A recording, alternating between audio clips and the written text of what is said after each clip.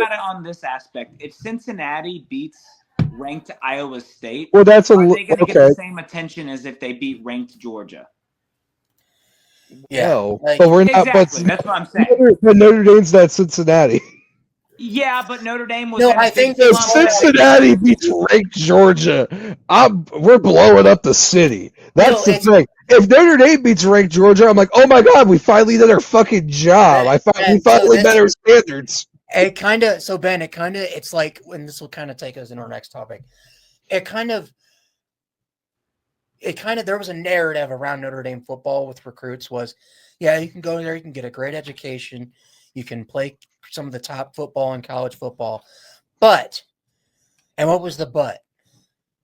You struggle to win big games. You have to pay attention in class. You have to pay attention to class, and you haven't won an Natty since 1988. That was the narrative, and that was a lot of the anti-Notre Dame recruiting towards us was that. And if you heard a lot, I'm not going to lie to you. If a recruit really, and I understand it sounds very naive of me to say this, but if a recruit gives a shit that we hadn't won a Natty since 1988, I don't want the fucker on my team. Why the fuck do you care? Go win that Natty. Go win the fucking Natty then. Ben, if you're a recruit, I don't give a shit. Ben, if you're a recruit and Penn State comes knocking at your door and James Franklin's like, hey, you want to come to Penn State? Well, James Franklin's not going to be the one. What do you think? I'm seriously though, would you take that? No, I'm going to tell him to go diddle a kid and close the fucking door because fuck Jerry Sandusky. Yeah. You really chose Frable, you've been on Twitter with me for the past 9 months, like every day. You really chose Penn State out of all the schools to say. Well, because that's you could have been like Oregon or like fucking. It's like, hold on. Did you get into college football when the 4-team playoff started? That was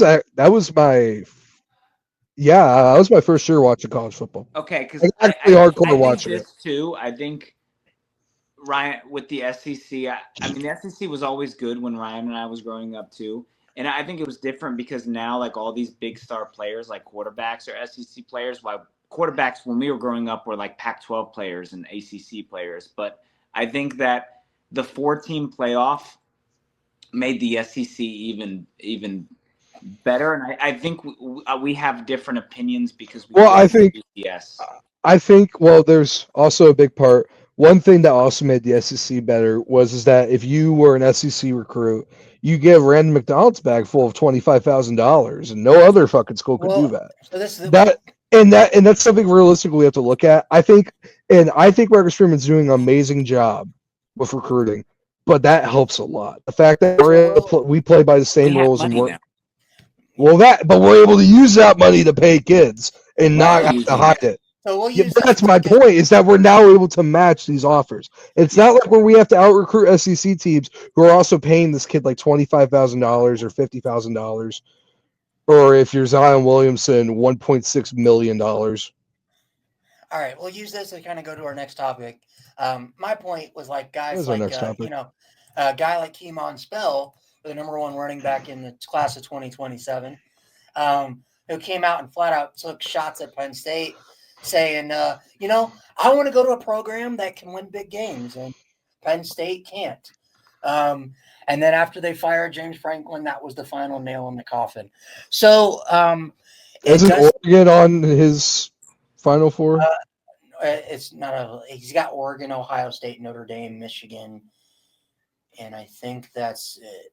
Georgia. Oh, Georgia too. You already said 5 teams. Yeah. So that is clearly it means something.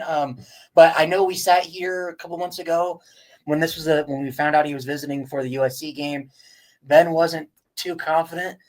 How do we feel now about Notre Dame's chances of landing the number 7 overall player, the number 1 running back in the nation, and the number 1 player in Pennsylvania? I'm starting to get golden bricked up. Golden bricked up, huh? I think it's getting better and better. I think we got a good chance at him. I think we got out of 10 confidence, maybe like a 6 or a 7, 6, 7. But give me a 6 confidence. 6 confidence. All right, Ben. I have a boner watching this kid play football. But what was I gonna say? I think it's us in Michigan. If I were him, I'd choose us because fuck Michigan, fuck the whole state of Michigan. But yeah, what was I gonna say? I made that joke and it fucking threw me off my mind. Yeah, threw everybody off, man. Just leave the podcast, honestly. If we we're gonna take it down. Yeah. If we're being real here, this is a kid. He's gonna make his decision. We're hearing things about like how maybe he's waiting. He'll make a decision right after he does his visits. That's what we're hearing. So if he wants to come here, he can. That's fine. Would love it. If he doesn't come here, next man up. It's just one of those things that when a kid just decommits, I have to be a little bit like suspicious on why he decommitted. He grew up a Penn State fan from Pennsylvania. That's a little bit of a like whoa. Yeah, well, but that's my thing. Like, what's the reason for decommit? Was it really James Franklin? He said he was already looking at Notre Dame. But that's what the thing. Like, does it have to do with the fact that it's our running back coach now? And does he kind of see like, hey, look at these running backs that are doing really well at Notre Dame? So if it's both, he's gonna choose. I think it's gotta be Notre Dame or Michigan's gonna get him. I pray to God we get him, but if we don't get him, then we're gonna do what we always do. We're gonna get 3 stars and make them into 5 stars. Well, our running backs lately have all been 4 stars. Or 4 stars make them into 5 stars. I also do think it's interesting. I just don't think I see people saying like, "Oh, this could be like if Notre Dame doesn't get this could be the biggest miss of like Notre Dame's had recruiting in a while." I'm like, I don't think it's that big of a miss because we get guys like Jeremiah Love and we make them top 5 picks. We get guys like Connor Williams, top 5 running back in that class and a high 4-star. Like he was a high 4, but he wasn't the number 7 player in the country. Is my point. This will change. I think he'll still be I think he could still be a high. He's going to be a 5-star player. He'll be a top 50 player for sure. If he's not a 5-star, then I think On 3 hates Catholics. So, yeah. Yeah, no. To me, Keemon Spell is easily the best running back in the nation. But if we don't get him, we still have guys like Noah Roberts, who is the top 5 running back in the class. Who, if you watch his tape, he is just as good. He might just be on a slightly lower tier than Spell, but he is just as good. And then we got Noah Brown, who we also got a prediction log for him to go to Notre Dame. But I do think it's interesting. 5-star wide receiver? Huh? Isn't there a 5-star wide receiver? We have two borderline 5-star receivers that are predicted at Notre Dame, and we're not going to get either of them. Julius Jones Jr. and Quentin Burrell. But we're getting none of them. With Keemon Spell, right, I do find it interesting that he takes his visits to Notre Dame. Notre Dame's the first team that gets a crack at his commitment since he decommitted, right? It's the first visit he's taken this year, outside of the Ohio State-Texas game he visited for. And immediately after that game, a prediction from Steve Wilfong, who is pretty good when it comes to dropping a prediction. I'd say probably 80% of the time he's right, if not a little bit higher. And then you see Keemon Spell on Instagram, on Twitter, adding Jeremiah Love, reposting Jeremiah Love highlights, dropping Notre Dame edits, reposting graphics about him getting a prediction to Notre Dame.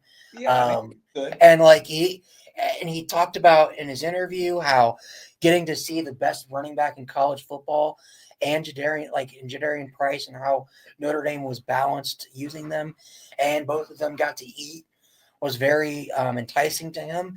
I do think that it was so good for Notre Dame to get him on campus for that game specifically. Yeah, the rivalry, the rain, and a rivalry game. Everything. I will say that I do think that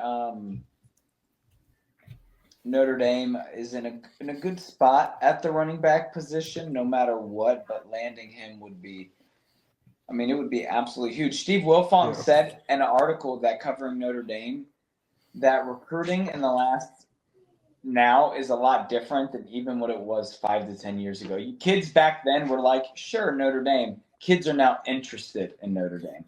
Well, not just kids, elite level recruits. And that's my main thing where I'm hearing people say it'd be a big miss. I don't think it will. I think we're still going to get the guys we want. I still think we're going to be able to make those guys into top players.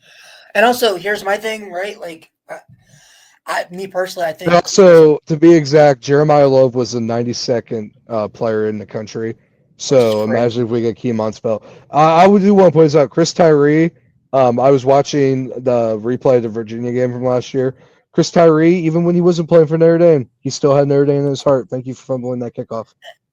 I do think this is a recruitment that, even though prediction went in, I think it's going to be a little bit before you hear a commitment. I mean, I've seen some things where maybe he takes this all the way till signing day. This is like a Deuce Knight thing too, where he commits and then like we're fighting. I don't think me personally, just from the vibe I get, I think if whoever he commits to next, I think he's gonna, unless something crazy happens where like their coach leaves or something like that, I think once he commits again, I think he's done. Because he's gonna go through this process and visit every team that he wants to. But I do think it is interesting that Notre Dame is really in on this. Like, Notre Dame's been in on this earlier than all the other teams in his top list. And like you said, we did crazy things with Jeremiah Love. If we get Keemon Spell, he's a Heisman. Like, he's a different caliber of back. Who do you compare him to? He's so Dexter Williams. Like a faster Dexter Williams. Not a Notre Dame player, like as a recruit being a 5-star. Oh, just overall, in general, like running back in general, like you think he's compared to Dexter Williams as a 5-star number 7 player in the country? No, I'm talking about if we're gonna compare him to a Notre Dame running back. Just overall, running back in general in college football. Not even now, just in history, like the last 5-10 years, like Reggie Bush. Reggie Bush. I would say maybe Ezekiel Elliott, like a better, like that's a great comparison. Like I see that in his game, but I think he's got more burst and quickness than Zeke did. But how big he is, he's really tall for a running back. I mean, he even plays DB for his high school team. And look at the blocking right there. He's 5'9". Could he be the next Saquon? He looks fucking huge on the tape. Actually, wait. Saquon's he's bigger. He's bigger for his size. Saquon, I would say Saquon's closer. How tall is Keemon Spell? 5'9". Does he not look taller than that on his? Well, he's probably playing with a 5'8" quarterback. Probably playing with guys who are maybe tallest at 6 foot 6'1" at line. Playing against other probably 5'10". Like, look at him next to his offensive lineman. Yeah, where does he play football? He plays football in Pennsylvania. Like, what do you expect? Yeah. It's against the law to be above 6'3" and from Pennsylvania. Like, Pennsylvania is actually a really good state for. I mean, we have a 6'8" offensive tackle from Pennsylvania. He's from Maryland. He just plays football in Pennsylvania. All right. Last thing on Keemon Spell, if he ends up committing and signing with Notre Dame, does he start day one? No, but it's very similar to Jeremiah Love, where he plays a lot his freshman year. Yeah. Okay. Because that year would be Kendrick Young and him as the one. Yeah, I was gonna say him, Nolan James, and Kendrick Young are gonna be. I think it'd be a lot to how we saw Amias Williams toward the end of the year. Class, sorry. Javion Osborne.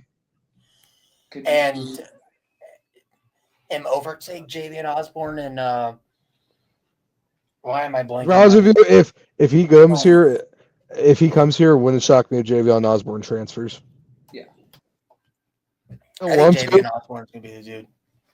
I don't want Javion Osborne to transfer, but if he did it, I'd fully respect it. I'd fully understand it. No, or you could sit here and see, you know what? Even though if I'm not the main starter, there's guys like Jadarian Price at Notre Dame that also. But that's the other thing. There's outcomes like that. So I don't know if it will happen, but if it did happen, I wouldn't disrespect him for it. I'd fully understand it, and I'm fine with it.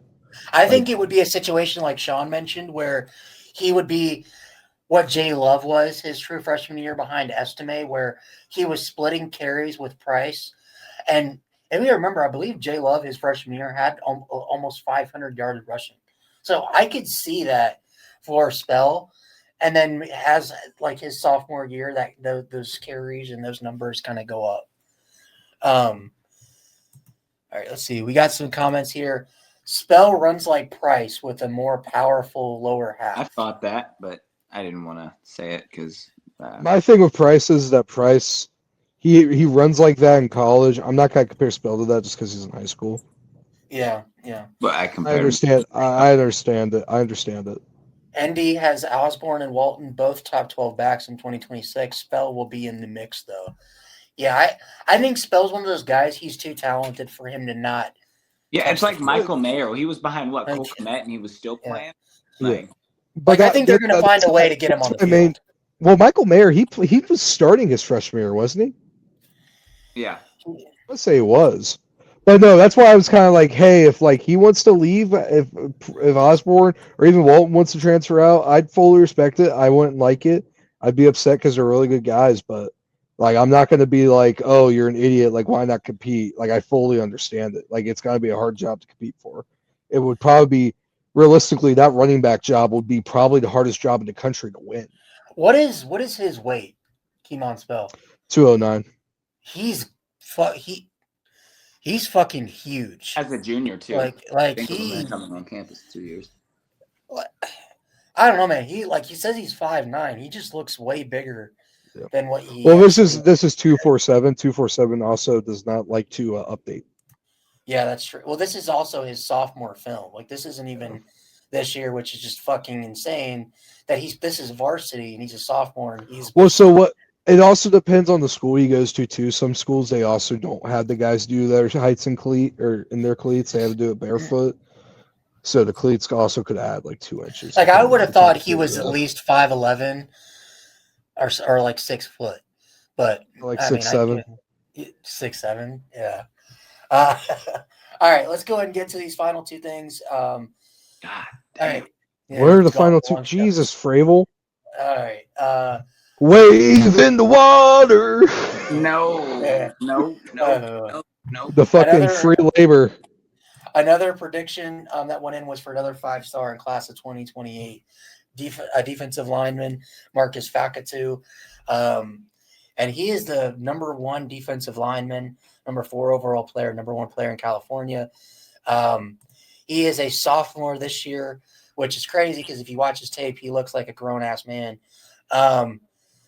But what do we think about this? We'll just kind of be quick. I know because it's 2028, so we're pretty far away. I did find it was interesting that typically when you get predictions, it's like 1 guy, maybe 2. Will Fong, Adam Gorney, both. Holy shit! This kid was born in 2010. But both top analysts for Rivals So old. have both put in predictions at the same time, and Blue and Gold's Kyle Kelly put in a thing. I had a really weird feeling that Hayes Fawcett posted that Notre Dame ×2 commitment. I think this could be 1, which would be interesting because we are almost very early. Very early. You don't get many recruits like that. I mean, Buckner was probably the last one I remember that was like 2 years early. CJ Carr was 2 years early when he committed in 22. So Teddy Gerard. Yeah, Teddy Gerard. Keon Miles McGaskin. I will say this. Fajon. I think that it'd be a great get. It's too early for me to gauge based off rankings and talent. He's an underclassman. But if things stand and he's really that good, I mean, this is what we expected last year to be after the Natty. But realistically, you're really going to start to see the kids interested. The next recruiting class is what Steve Wilfong said, or who's that guy? Tyler from On 3, Tyler Horka. So he's really good. This guy's a beast. But when he's a junior, I think we're really going to start digging in on him. Yeah, so he's from Cali, and I think one of his top 2 teams were Notre Dame and USC as of right now. And so him getting to see Notre Dame kind of whip USC up front again, maybe that kind of leads to a commitment early. I'm kind of hesitant with commitments this early because kids can change their mind. He's got 2 years of high school left, so a lot can happen. But just based off of the tape and what we're kind of seeing, Ben, what do you think about this kid? And if Notre Dame can land him, Notre Dame's needed big interior defensive linemen for years. Kind of needed that big superstar defensive lineman that Notre Dame hasn't had, this would be a move in the right direction. If we get him, it's a good get. Like I said, 2028. I'll look back. I'll Half look the at people it. on our team won't even be on that team. Right Yeah, I was gonna say. Yeah. Well, no, I was gonna say we're gonna get close to a time where there's kids who weren't even born when we got murdered by Alabama. So they're gonna be like, "Wait, Notre Dame played Alabama in the Natty? I don't remember that." But that's like literally 5 years from now. Yeah, it is. Like we're gonna start recruiting kids in like 3 years who weren't even born when.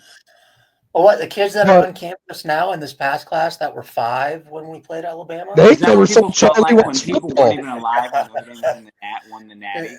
Yeah.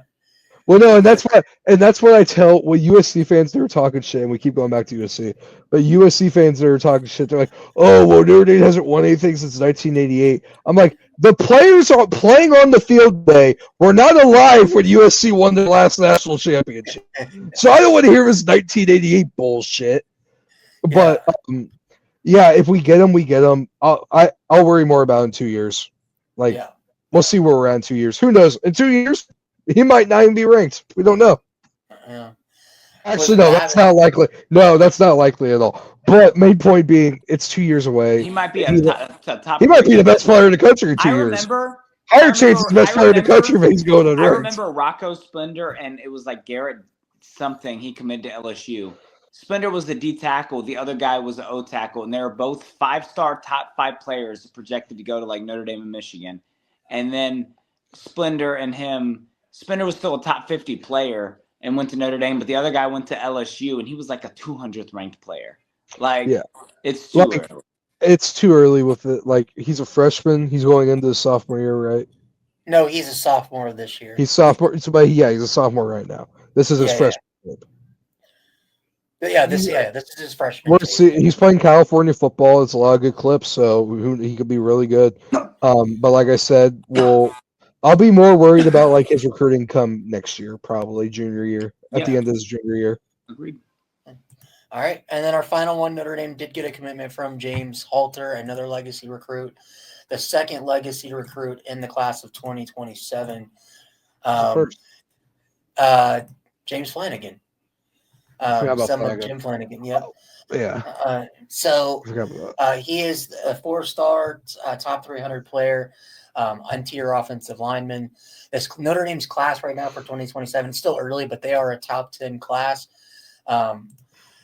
How do we feel about this one for Notre Dame? I'll pull up his. I think this 2027 class could be the best we've had, and it could be the best we've had if everything sticks with what we were looking at. Could be the best we've had in like 10 years. And we've had really good ones, but I think this is a really good get. One of my favorite offensive linemen in this class. I think he might be our best offensive lineman when it's all said and done in that class. Yeah, I want to say it was Chad Powers who kind of gave a scouting report that he is a late bloomer. James Halter is. Chad Powers, the Southern Georgia quarterback? Huh? No, isn't that the TV show? Oh my God, whatever. You're thinking of the guy that's the on Charles Powers. Charles Powers. There we go. There you go. Charles Powers who said that he's a good show. I watched the first episode. It was pretty okay. But he said that he's a late riser, late bloomer, but he could see himself significantly move up the boards as time goes on. I like his physical. I think he's just like a stereotypical Notre Dame offensive lineman. He's going to bully you up front, put you on your ass. I haven't really. This is my first time watching his tape. I haven't really got to watch his tape yet. But early impressions, early thoughts, Ben. 2027 kid. At least, hey, now we're in the junior year. But, hey, it's a good commitment. Another legacy. It's important to get stuff like that. I think he's still the second best. Your mic's cutting out, Ben. I think he's the second best lineman we signed for this class. Shout out long snapper Kraft. Sean Kraft. We saw that video of him zipping the ball during the Dan Patrick show. But I think, this is a good pickup, That's all I can really say about it. I have not watched any of his film. I'm in full season mode.